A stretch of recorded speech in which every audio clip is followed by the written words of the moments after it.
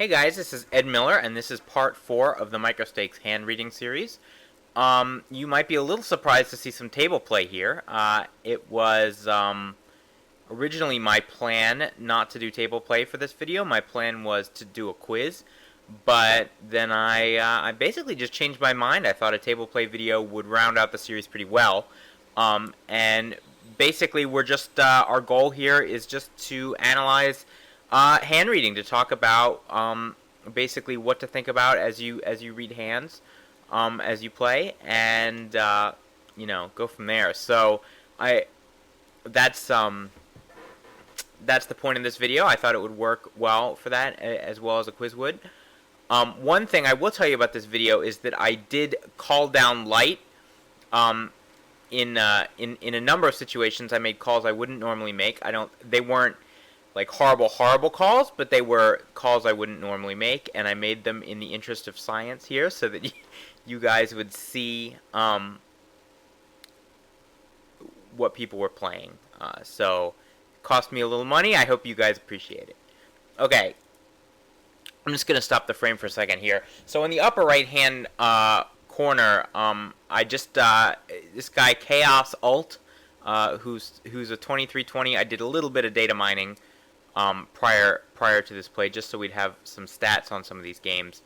And this guy, looks like probably a regular, and I decided just to go ahead and go after him with King 10 on the button. Obviously that's pretty marginal play, but I went ahead and did it. Now on the lower left here, I called an under the gun raise with nines. And from another player looks a little loose, 29-17. Again, this is only over 100 hands. You can see I only looked at these games for maybe an hour or so prior to actually getting started. So, stats need some time to converge here. But it's 29-17. So definitely doesn't have to be a super premium hand to open under the gun. I flop an overpair. And I'm basically just playing it for value at this point. My plan, I'm going to lead out, and, hopefully get a call maybe from a suspicious ace high, or maybe even a raise, induce a raise from, ace king, ace queen, doesn't want to, think, oh, this is a low card, dry flop, is taking a shot at me, blah, blah, blah, blah, blah. So that's my goal for this bet. So my plan is I'm going to bet here, I'm going to call a flop raise, and then I'm going to check, and if he puts in a big bet on the turn, I'm going to think about it, especially if a bad card comes, like, if a king or a queen comes off, I check and he puts in a pretty big bet, I'm going to reconsider. But that's my plan for the hand so far. I think, this is sort of, as far as plans go, it's a pretty player dependent plan. In other words, doing this could get me into hot water, leading this hand with the intention of possibly inducing a raise from ace high and then calling it, especially against better players, because they're just going to put more pressure on me with position, and I don't totally want to build a huge pot, but I do go ahead and do play it that way this time. So that's my thinking here. So okay, let's get going here. So I bet out. And I open Jack 10 offsuit on the button on the bottom right. So he does raise, and so I do go ahead and call, like I said I was going to. And now an excellent card comes off, thankfully for me.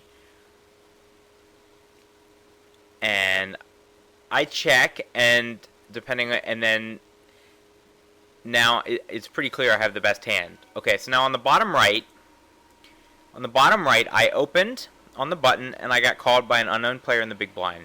Flop came Jack 4 deuce with 2 clubs, so I flop top pair here, and they come out betting half the pot. So now let's talk about what that bet is going to mean.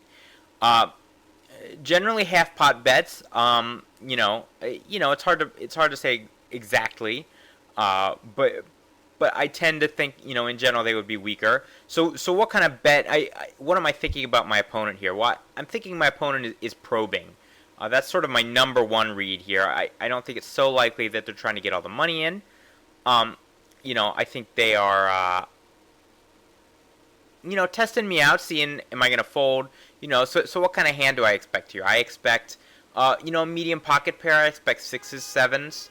I expect I do expect some flush draws sometimes. Maybe even a hand like 3-5, a straight draw, or ace 5 for the gut shot wheel, or even maybe an ace high hand, an ace 9, an ace 8 that says, well, maybe I have the best hand.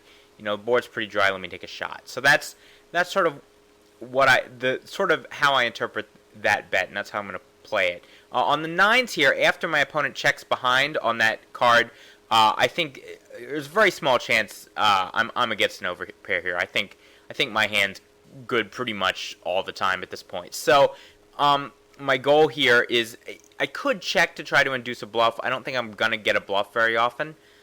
If I check, I might, but I want to try to get ace high to call, maybe, or if my opponent did have something like 9-8 or 10-8 or 8-7 or pocket sixes or something like that, I do want to try to get a call. So I go ahead and bet the river here.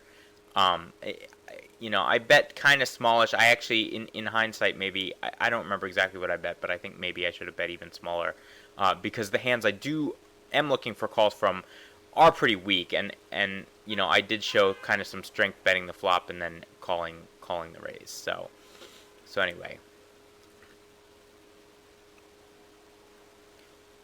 So here in the Jack-10 hand, I'm looking just to also on the upper left here I have Queen-10.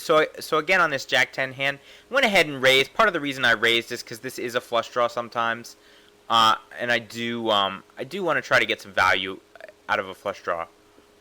I do expect this bet to get called. Even with the ace high hand, sometimes we'll go ahead and call that bet once. So that's why I make that flop raise there. I think my hand's good, and I want to try to get some value for it. So especially with position. So here I go ahead and fold the Queen-10 suited. I have the ace-king here. I 3-bet. That's reasonably standard. I don't always 3-bet with ace-king, but here I go ahead and do it against an unknown. And here on the bottom left, I like to kind of 3-bet these 19-15 players sometimes. I don't remember if I think I do 3-bet here with the ace-6. Again, that's just sort of testing people out, seeing where their breaking point is, seeing how they're going to handle the 3-bets. And he handled it by shoving, so I fold. Flopped open ender here on the bottom right, so I go ahead and make a continuation bet. Here with the ace, I'm going to call out of position in the blinds here.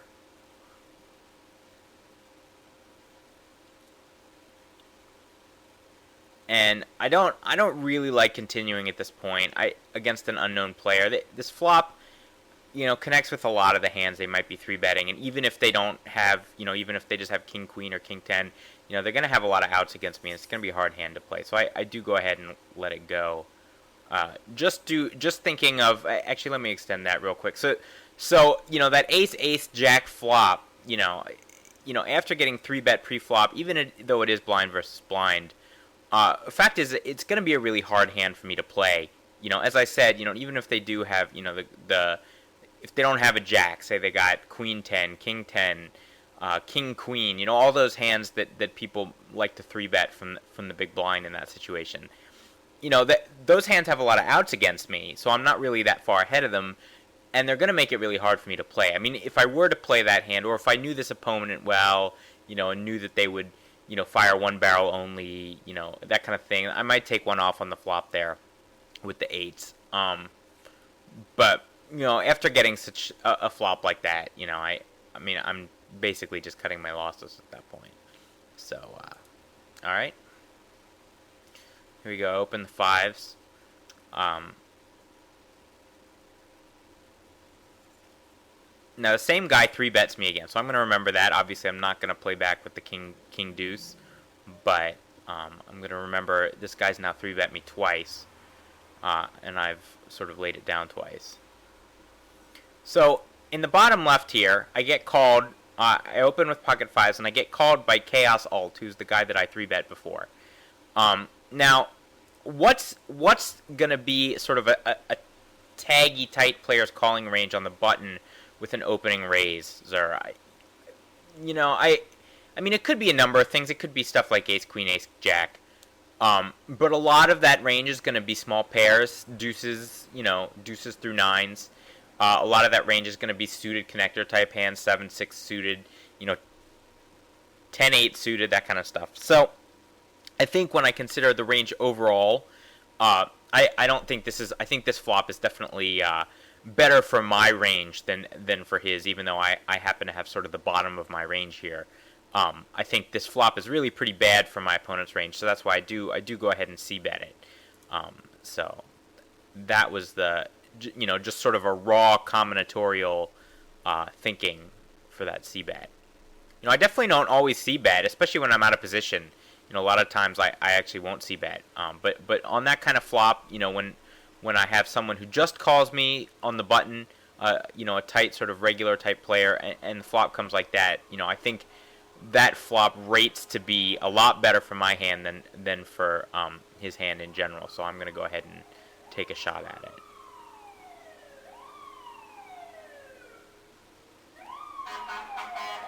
Apologize for the noise. I do live in Manhattan, so it's pretty much the entire island is not a noise-free environment, unfortunately.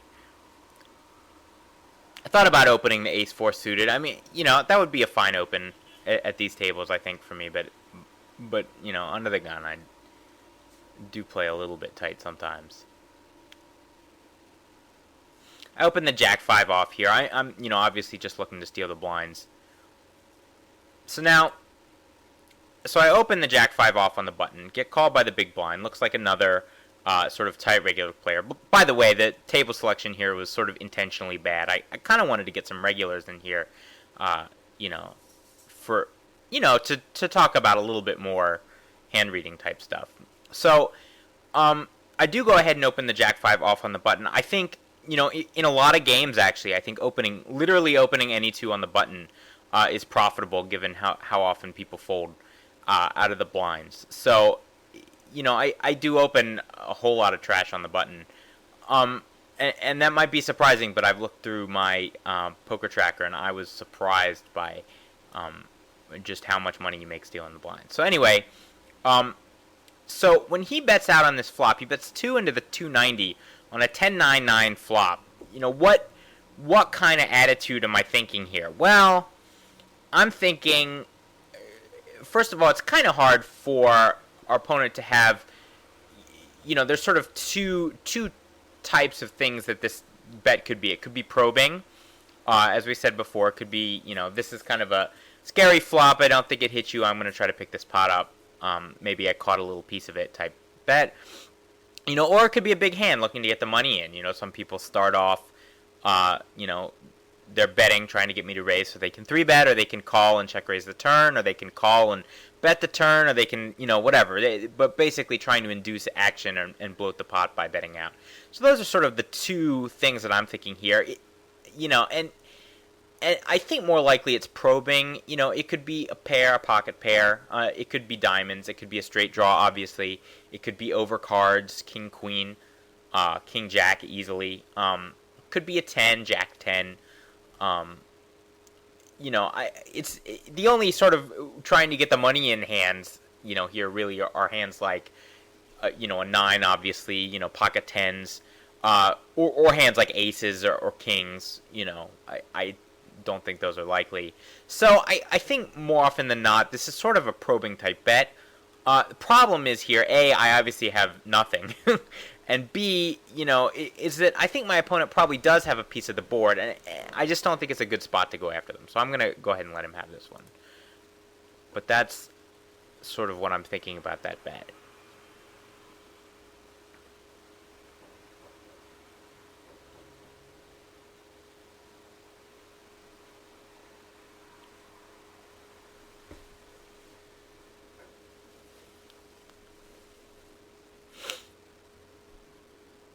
It's amazing. There's four tables open, and I don't have an open hand on any of them. It's sort of a miracle of sorts.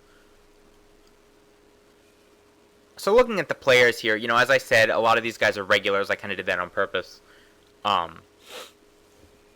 But this bottom right table here is pretty clearly the softest table. There are a couple guys here that, seem to be pretty bad. This Von Meck guy, I play a number of hands with, so we'll talk about him later. He's 41-27 with a 2.9 aggression factor. So, sort of a laggy bad player in general, I would say. So we're gonna watch him a little more closely to see, some of the stuff, see if we can pick up some reads on him later on in the video. So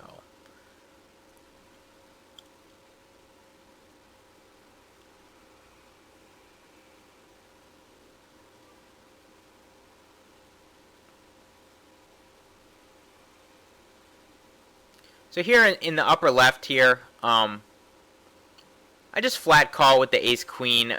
I don't really love the way I played this hand. It's pretty not so hot the way I played it. The problem is that, well, here's the first point. Let me extend actually. So when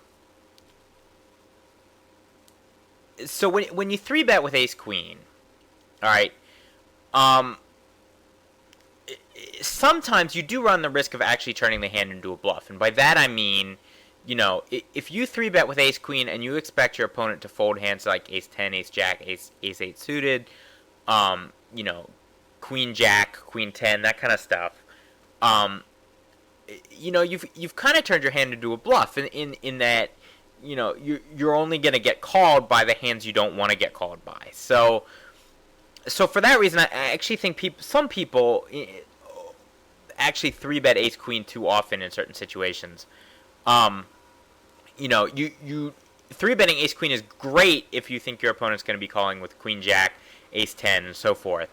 And I actually think in this situation, blind open, kind of loose, sort of aggressive-y looking player, type regular probably. I do like going ahead and 3-betting it because I do think I'm going to get action from king queen, queen jack, that kind of stuff. So I definitely sort of don't like the way I played it here. I wasn't fully thinking. I would play it differently if I were to play it again. Having said that, flat calling with ace queen in the big blind, certainly not definitely an outright mistake by any means. And so I do call, and then I go ahead and just check fold this flop. I didn't catch any of it in terms of draws or anything, and now I have to play the hand out of position against a wide range on the button, I just don't like, I have a little bit of showdown value. If I knew more about the player, I might go ahead and try to play it, but I just go ahead and fold, such as the power of position, I suppose. If I were in position, I definitely wouldn't be folding like that, but there it is. So okay, in the bottom left here, it's another thing. So on the bottom left here, I actually floated. This player opened, and I floated with Jack 10, and the flop comes 7-5-4, which is actually a pretty bad flop for him to be c-betting. So I'm going to go ahead and try to give him some problems here.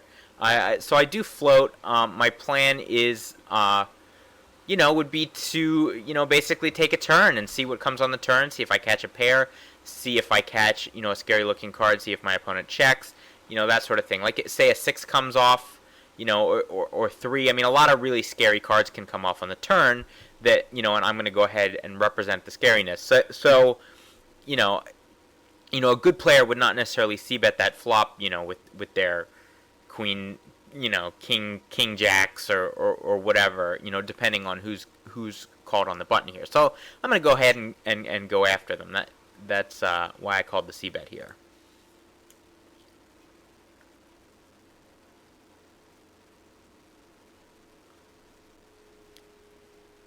So now my opponent bets here and bets 650 into a 975 pot. So it's pretty clear that he's not thrilled with the hand.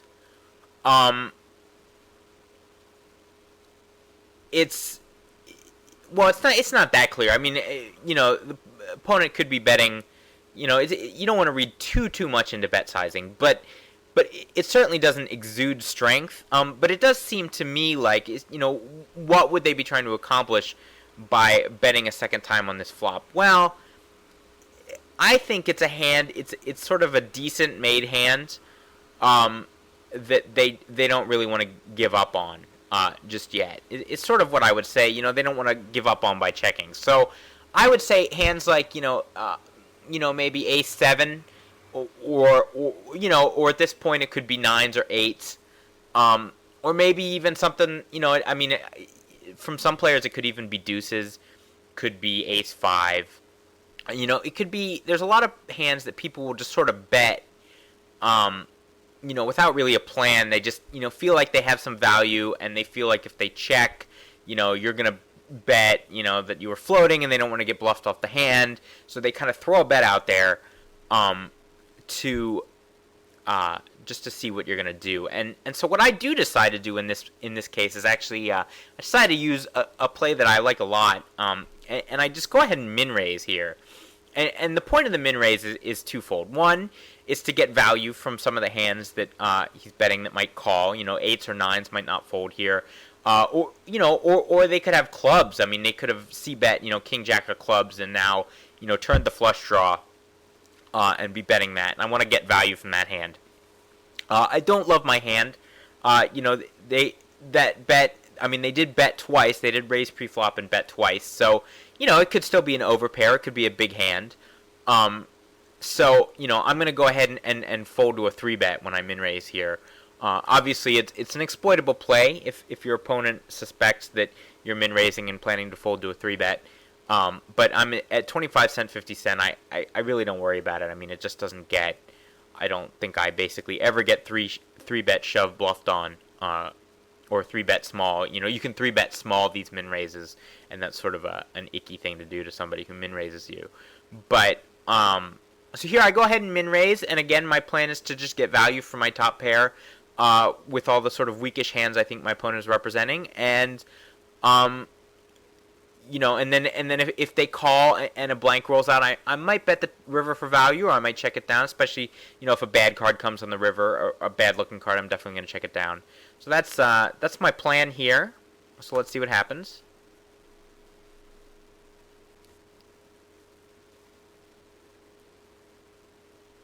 So I min raise.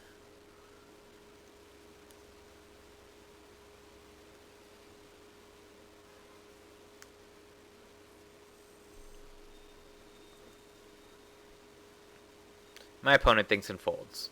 So, again, I mean, who knows exactly what they had. It looked like a kind of a tight player, so could be, a number of hands. It's definitely not anything as good as a 10. It might be pocket 8s or 9s at best. Something like 8-5, ace-5 rather. Flush draws are going to call probably. Even that straight draw, if they had whatever the card made the straight, the 6 or whatever made the open end of straight draw, that hand probably calls. A lot of hands, call. It could have just been a 2-barrel bluff. Who knows? Could have just been overcards. Ace queen just decided to bet twice. In that case, that's a pretty bad board to be double barreling your ace queen out of position on.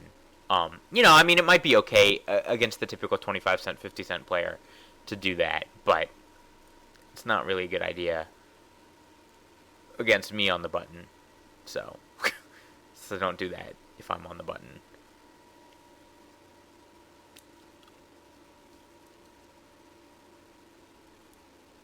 So I go ahead and decide this was maybe a little bit of a loose 3-bet here. Player limped in, and then someone who looked like a regular tried to isolate. It's a little bit of an early position to be going after them, but I went after him anyway. A lot of times you can go after those isolation raises with 3-bets. I basically just decided to 3-bet a lot in this. Oh, and actually, let me extend that. So I actually extended it just half a second too late before. But the board came ace 10, rag, all diamonds, and I thought, I'm not always going to continue my 3-bet. I'm not always going to c-bet once I 3-bet and get called but I loved that flop for continuing, because there's just so many hands that they can be calling with that don't like that flop. I mean, first of all, the ace is obviously a scary card if they don't have an ace, and then the fact that it's, if they were even thinking about, well, I'm going to just peel with, with my pocket pair, or with my 10, or with my whatever, if they don't have a diamond, then they're going to often give up more too. So I actually like c-betting that flop a lot after my 3-bet. And that's kind of the point of those 3-bets, is that, even when they get called, a lot of times people just, they play really sort of passive / predictably, after you 3-bet them like that, and then you bet a flop, and they, they don't love their hand, and they just go ahead and fold. So, that's why that's why the strategy works. But in general, this is sort of a point, is that when someone limps in and then sort of a regular makes an isolation-looking raise, those are often good raises to go ahead and 3-bet. Depending on who it is and what the, whatever, yada yada. Okay, let's go.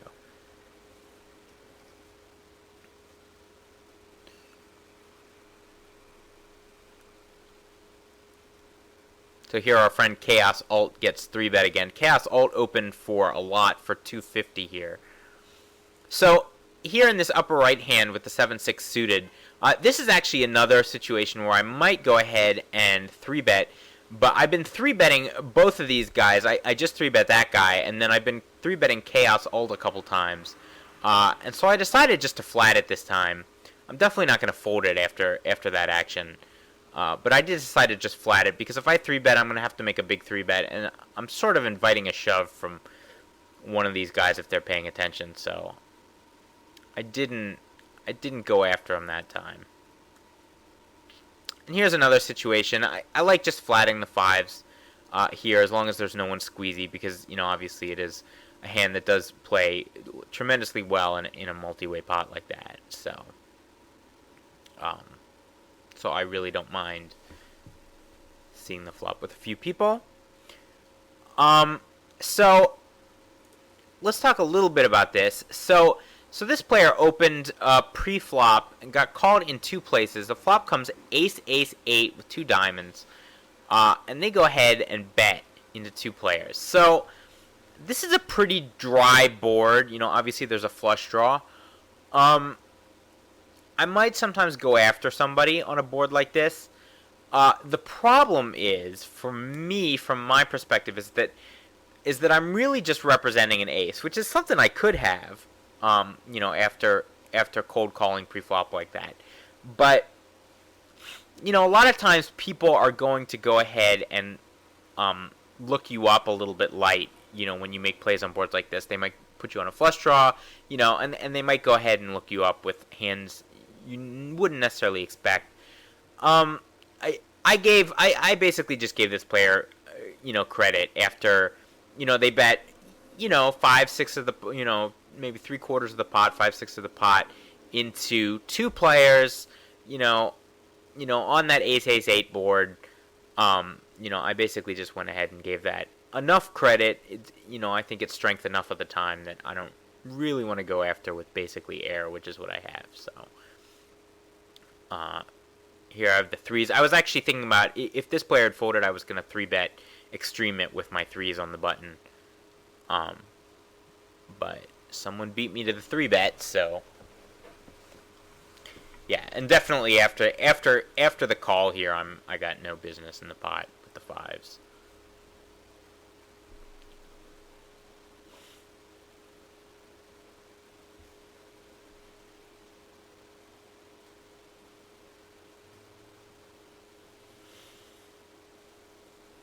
So open the queen jack on the bottom left.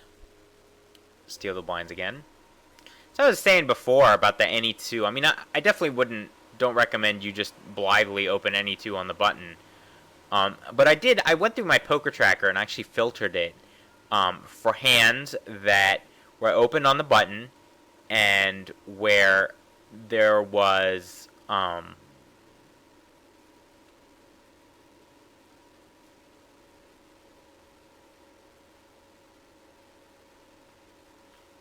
action, on the...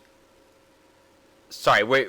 Well, basically just hands that I opened on the button, where it was folded to me on the button, and then I filtered out all the good hands. I basically, you can exclude hands in Poker Tracker, and you could say, show me only these hands. So I just filtered down to all the...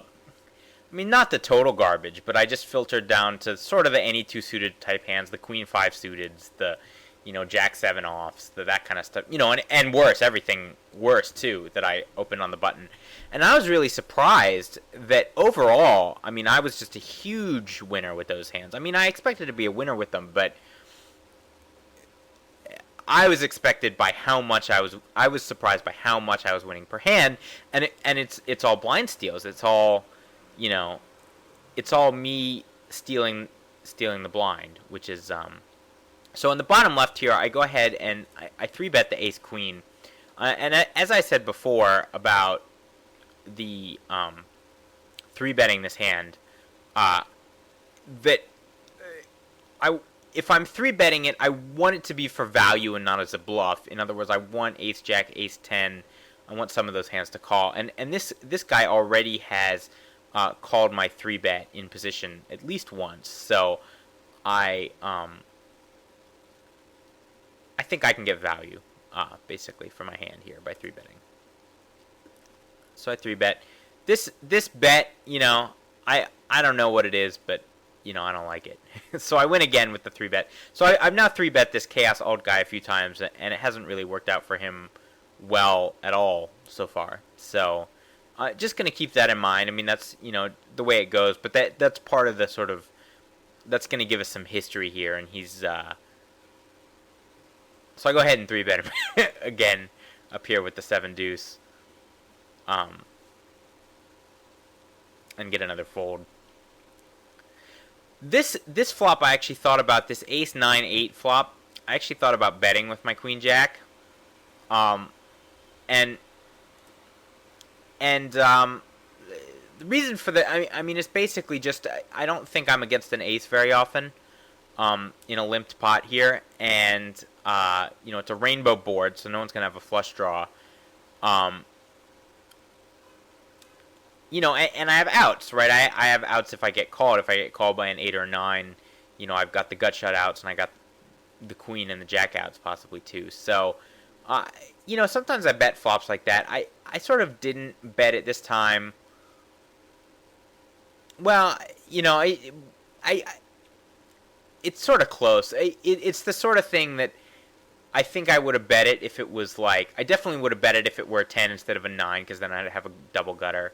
And also, like, say I had jack 10 and the board was ace 9 7, I would have gone ahead and bet it there too, even with just the regular gut shot, because that makes the board just slightly drier, and I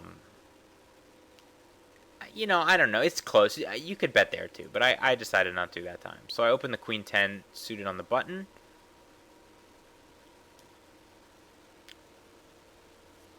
And I opened the 10-9 offsuit here in the cutoff. And once they bet, I pretty much have to fold.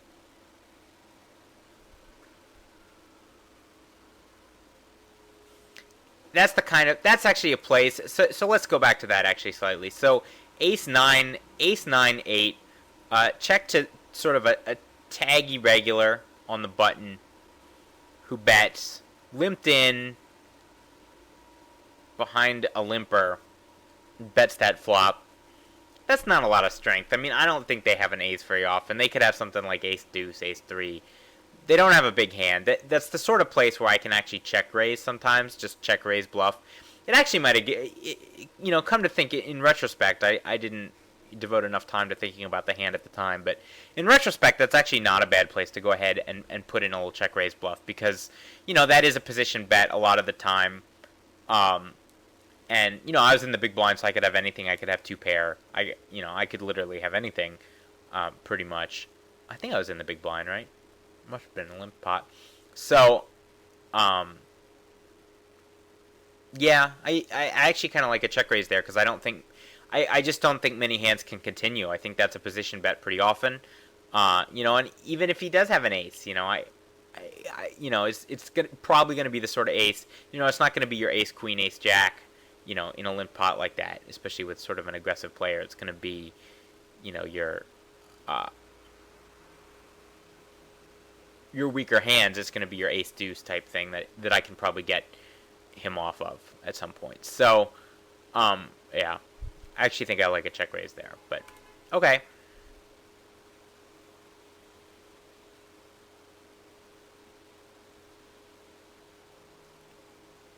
So I complete the jack six suited, flop a flush draw, and I do go ahead and bet it. Open the ace king there and the king queen there. And for a brief moment, I have hands going on every table. Till everyone folds. So this, here's another one. This is another situation where I think, on the upper right I'm talking about, with the ace-king hand. So I open with the ace-king. I get called by the small and big blind. Big blind has regular-ish stats. And the regular comes out betting for slightly more than pot. It's not clear exactly what this bet looks like. This bet could be a number of things. It could be a probing bet. Probing bets, I would say, generally are slightly smaller than pot, but, you can't always read into people's bet sizes, especially unknown players. You can't read in to their bet sizes with too much certainty. But there's a couple problems for me. One, obviously I've completely whiffed the board. Two, I do think this hand is almost certainly not air. I think it's pretty unlikely to be total air. Even though it is sort of a disjointed board, there's two of us. It could be an ace high. It could basically, if I'm playing on, it's because I'm hoping he's coming out with ace high here. Or I could try some bluff, but I don't really like the bluff with the guy behind me. It's sort of a tight spot. I mean, this is actually a pretty decent play to do from the big blind, because it does put the preflop raiser in sort of a tight spot, with a lot of their hands. So I do go ahead and fold it.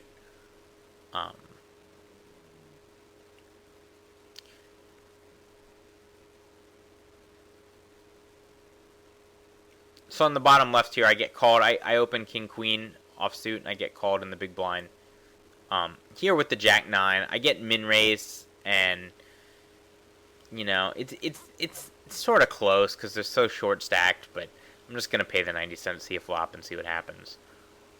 And my flop turned out pretty hot, so so that was the best 90 cents I've spent so far in the last, I don't know how long.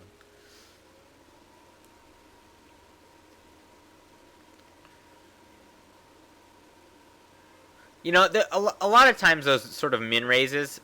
So here I go ahead. So my opponent bets out 3 into the $4 pot. It's a pretty strong hand. I could actually think about jamming there with the jack 9. But I find a lot of times with the short stack players that they make some actually kind of horrendously bad folds for the rest of their stack sometimes. They'll bet half their stack on the flop, and then fold to a raise. And, I mean, when the stacks are this short, I'm happy to give some cheapish cards just to try to get the, with a hand as strong as my jack 9 is on that flop, I'm going to, kind of try to get the rest of the money, and I don't,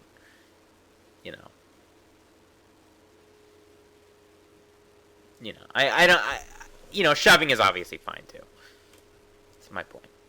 Okay, so queen comes. Queen's, not the best card. But, bad cards come sometimes. So I go ahead and bet. I bet 4. Putting them on the installment plan. Okay, here with the 9s. I called out of the big blind.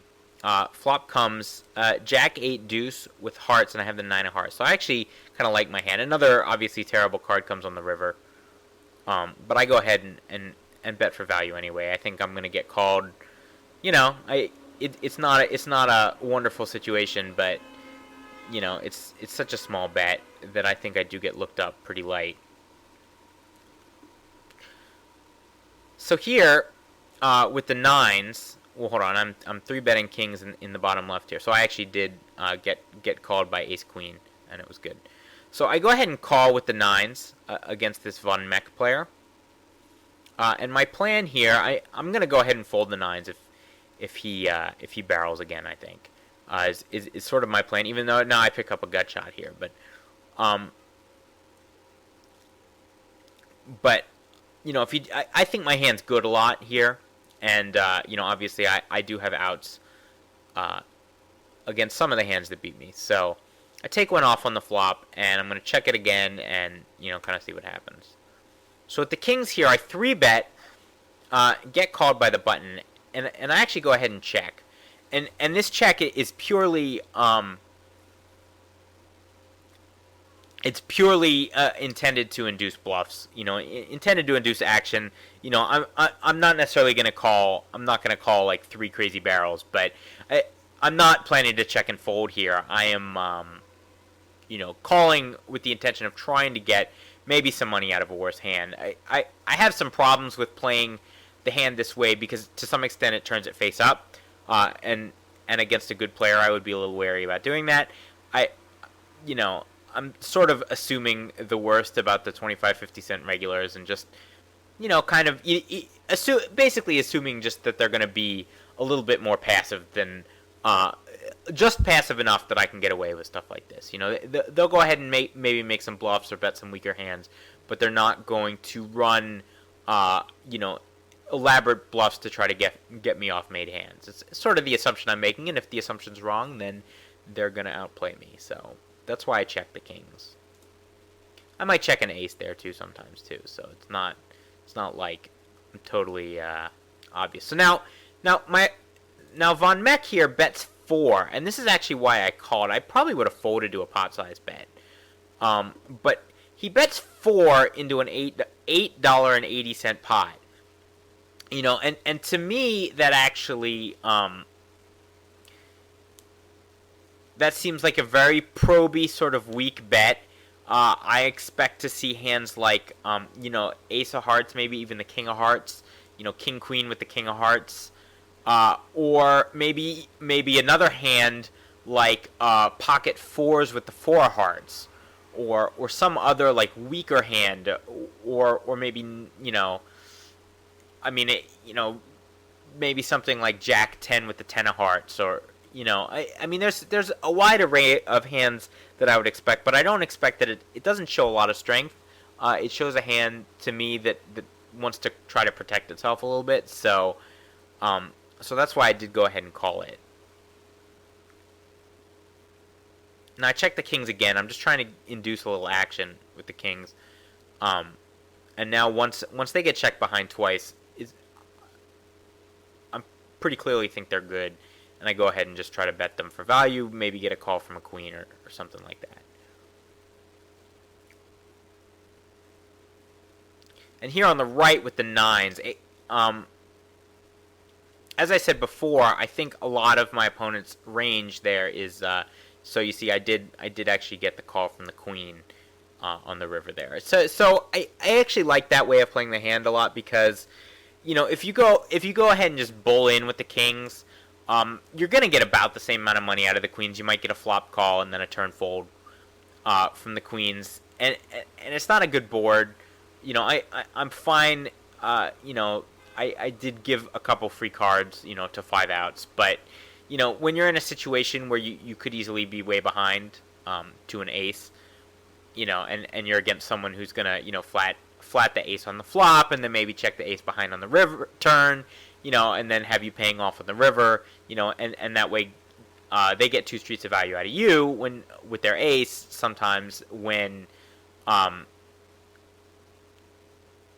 you whereas when you play it this way, sometimes you can get your 1 street of value out of the queens and give up only 1 street of value to the aces. That's sort of the idea behind playing it that way, and possibly induce some bluffs along the way. So that was the idea. It worked out that time. Now here on the bottom right, I'm actually thinking about betting the hand for value. I think Von Meck's turn bet was pretty weak, but I think it is a hand that that has some showdown value. I don't think it's a total bluff. I think it's at least ace high with the ace of hearts rather. I think it could be a smaller pair with a heart, or possibly even without. Could be an 8 even. It could be something like ace 8. So I think against Von Meck's total range here, given the way he's played so far, I actually have the best hand often enough, even when called, that I can think about betting this hand for value. So I don't remember if I actually do bet it for... Oh, I think I was planning to bet it for value, and then my time ran down, and then he actually ended up checking behind with Queen Jack. So it ended up being a good thing that I didn't bet it for value, but I was intending to, just so you know.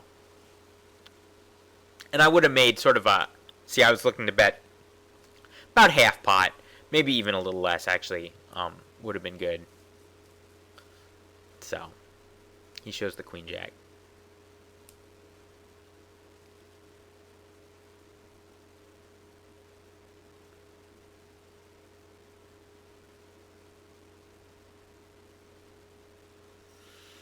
Okay, King Queen in the small blind. I just flat call.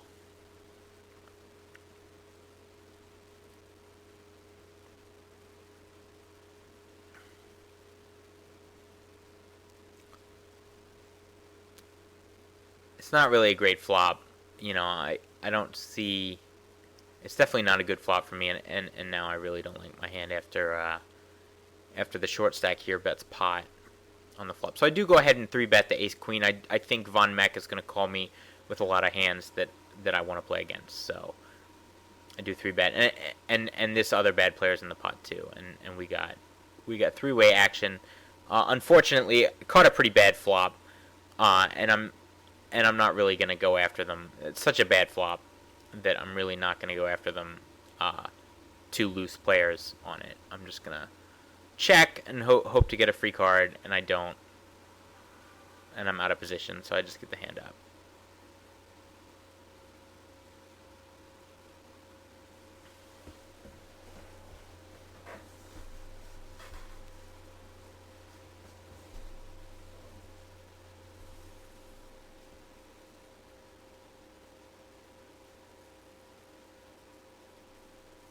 So I open the 8-9 and get 3-bet.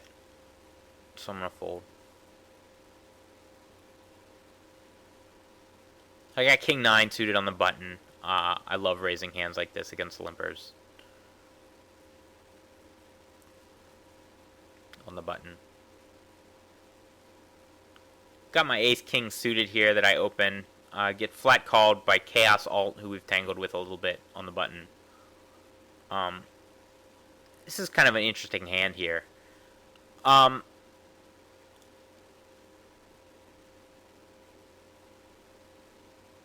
So I c-bet my ace-king here.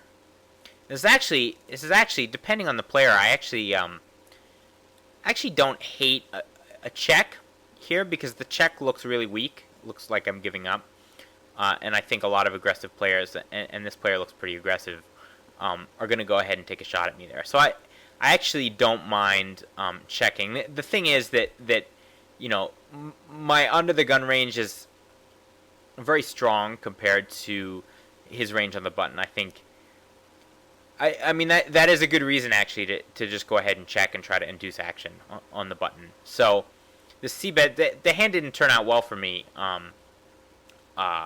as you'll see. But I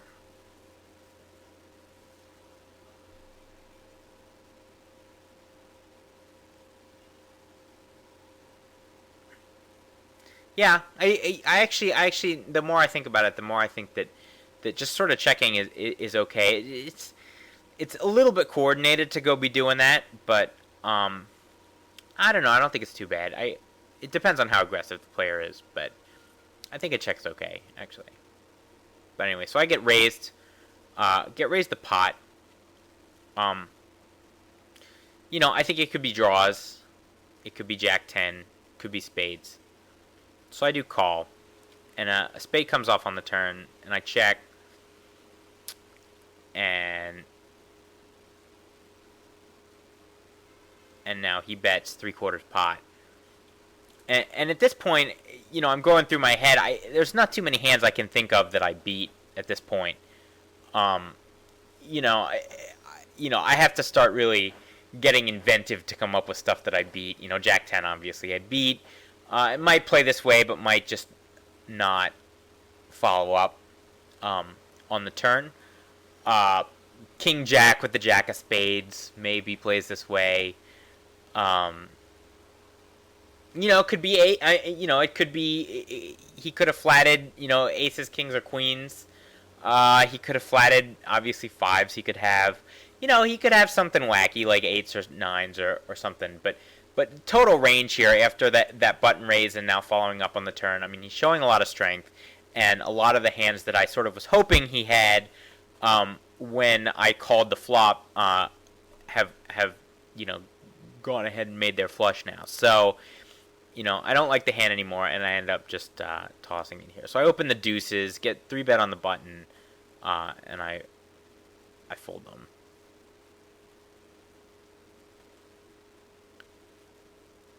So here on the bottom right here, I've opened 10-6 suited, get called by a bad player in the small blind, and then the bad player leads out on a 10-9-4 board for about 2/3 of the pot.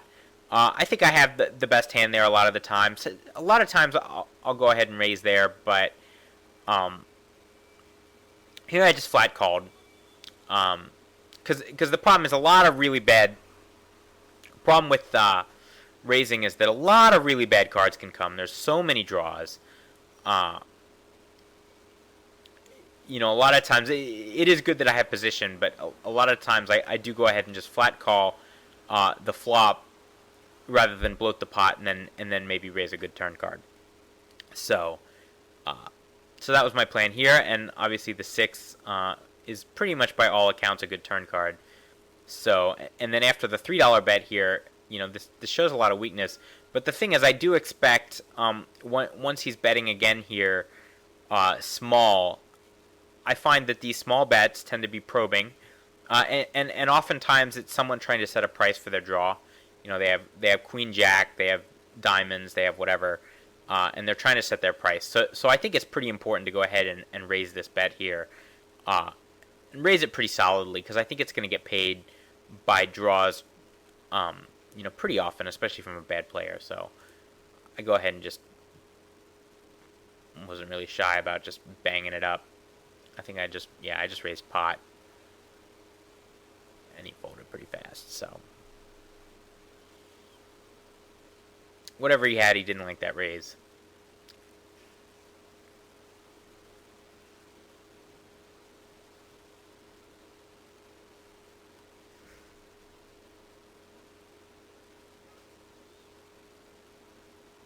So here on the upper left, I have the jacks.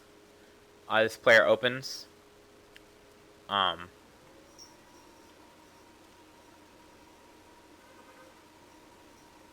I decide on the bottom left. I've had a lot of success so far 3-betting extreme it, so I'm going to keep doing it.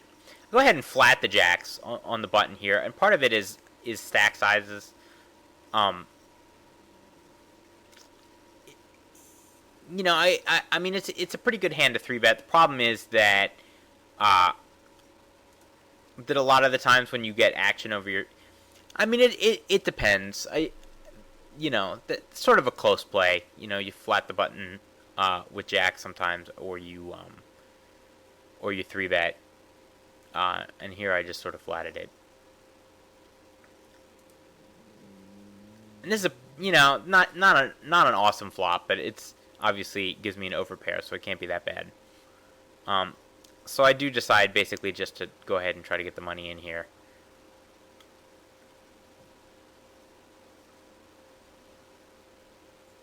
I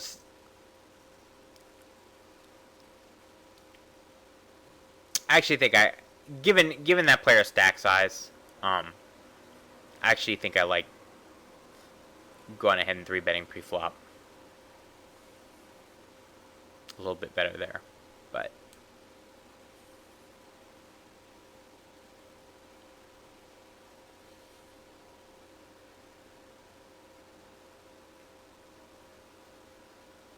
So here on the ace 9 deuce board, I go ahead and c-bet it. Just because it's a dry board. Seven of spades is not a good card for me, obviously, so I'm going to just give up.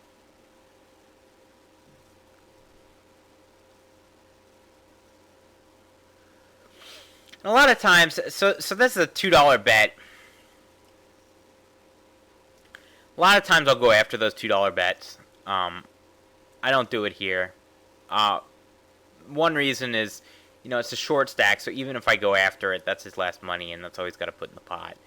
Second is that, a lot of the time I just think it's going to be ace rag, or they're just not going to find a fold, and I don't, obviously I have very little equity against a lot of hands. I have some equity. I got a spade at least, but I don't think I have enough equity when called to go after that bet, so I went ahead and let it go. So that's it for, I think we're going to go ahead and stop the video there. I did play some more in the session, so maybe I will go ahead and make another video with the rest of the session. But this is it for now. I hope you guys enjoyed seeing some of the hand reading principles in action, and I'll see you next time.